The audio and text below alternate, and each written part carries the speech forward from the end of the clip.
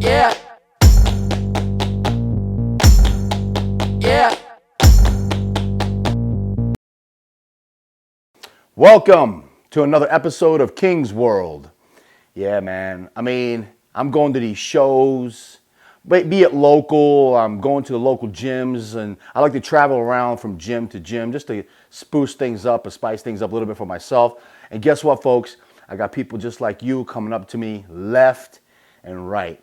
Love your show, King. Keep it up. Love the reality. I love the stories. You guys are loving these damn stories of my crazy IFBB days. You know what? I got so much more coming.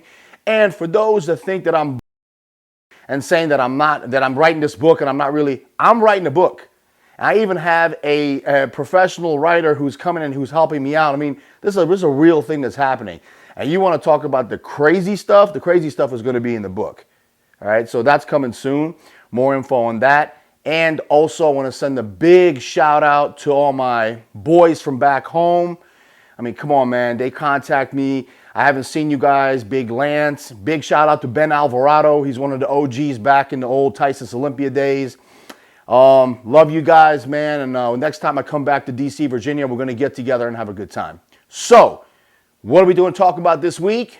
The 5 biggest mistakes that bodybuilders make.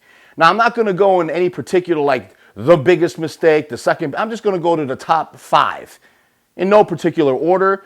So here we go. The mistakes that you meatheads make in bodybuilding. Boom. Okay, mistake number 1.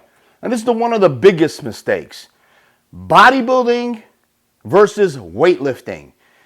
Oh my God, how many times do I go in the gym and I see these picking up weights that they shouldn't be picking up, destroying. Listen, I've said it before and I'm going to keep repeating myself over and over again. There's a big difference between bodybuilding and weightlifting. Most of you are still weightlifting. You have not gotten that connection yet to understand. Bodybuilding is all about the feel and the pump. Weightlifting is all joints. Let me say that one more time. Weightlifting is all joints. You all know what I'm talking about. Whether you're one of those people or you've seen those people, you go to the gym and you see a kid, usually these younger high school kids with 405 on the squat rack, and they're going down and they're in terrible form and they're destroying their freaking knees and their lower backs. That's not bodybuilding. If you're going to the gym to get stronger for athletic, let's say football, basketball, lacrosse, whatever it is, okay, there's a certain way to train. There's explosive movements. You go and you train a certain way for it to get stronger. There's a book out there called Getting Stronger by Bill Pearl. That's a great book to get. That's not bodybuilding. Bodybuilding is the feel. It's the contractions. It's the pump, the repetitions, the filling up your muscles. Go back and you kids, if you haven't seen it already, go watch Pumping Iron. Go watch Pumping Iron. It's the old cliche, the golden era. Yeah, you know why? Because they didn't have all the shit that we have now. They had the basics, and they still grew, and they still got monstrously big. They don't look the freakazoid, mongoloid guys like nowadays, but still they achieved some amazing size and some amazing conditioning without having all the advances that we have today.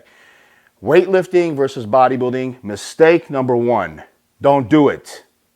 Mistake number 2, putting drugs ahead of everything else. Let me tell you something. If we're talking honestly here, I made that same mistake. When I was coming up, when I was younger, I thought, hey, the reason why I don't look like the pros, or I don't look like that guy in the gym is because he's doing more drugs. That's not how it works, folks.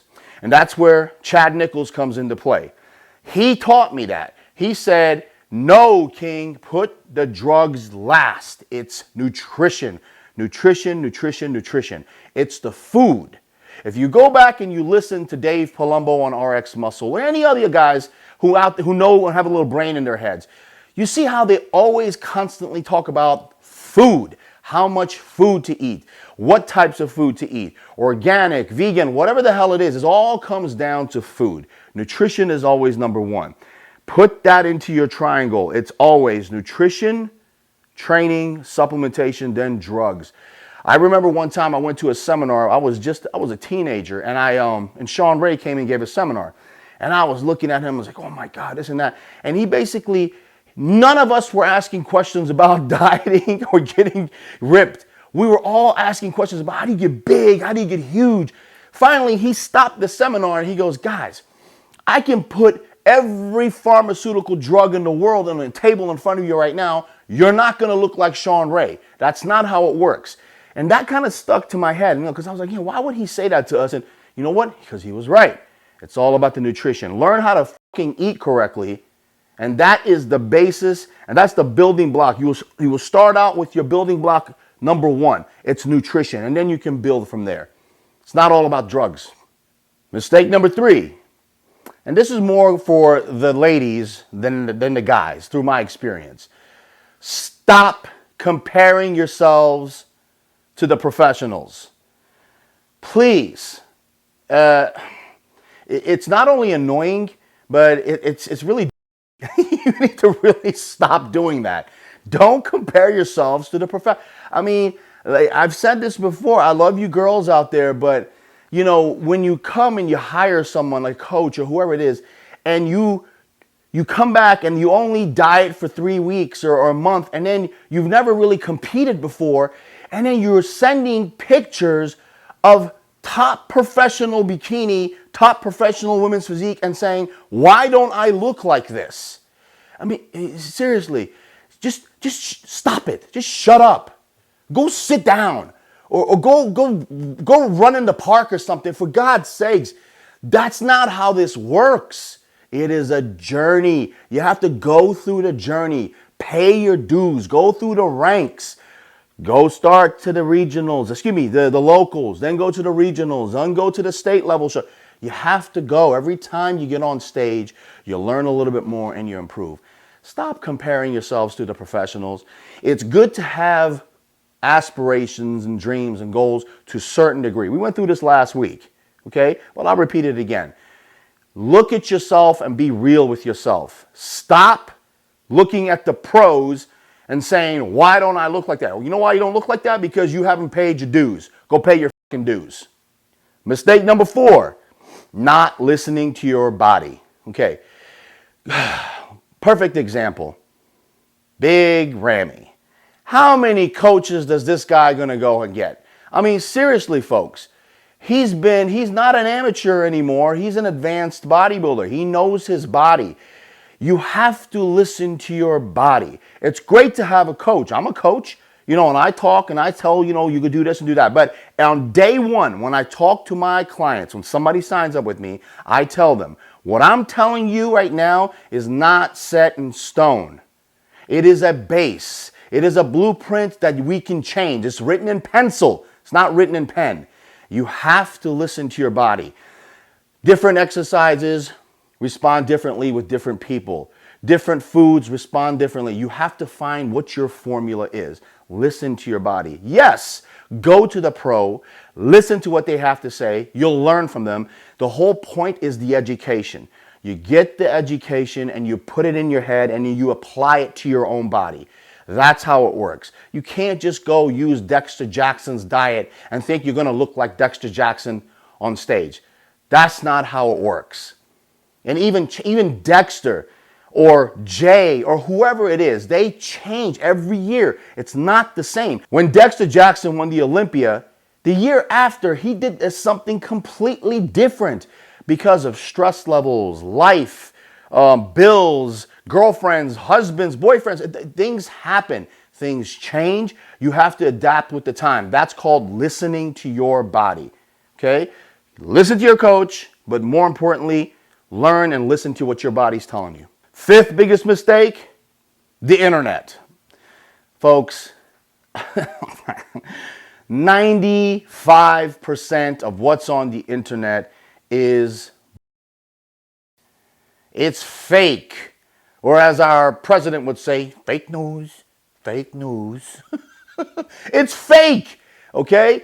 It's people just trying to troll themselves into some type of fame.